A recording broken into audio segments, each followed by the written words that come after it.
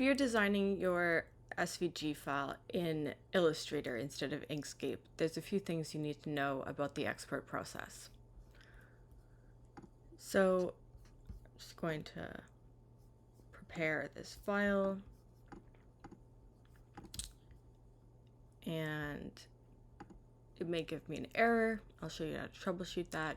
So you're going to save as, save to your computer, let's do test 1, and you're going to choose SVG, artboard, save, and here's what you're not going to do.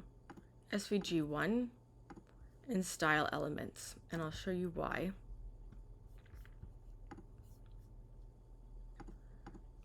If you open it in a text editor, we can see this, and the web app doesn't like having this code in there, so we need to export it without that.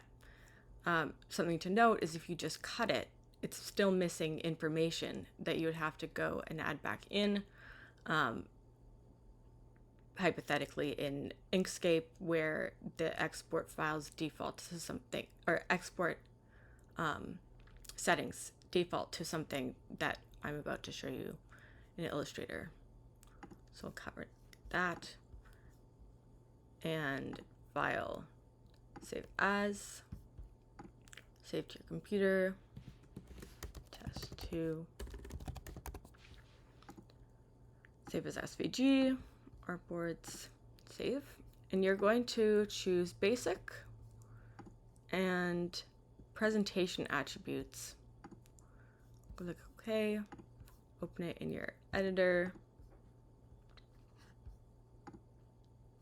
and it is not there, but it's replaced with some other information. And then you can upload it to the web app for your laser cut.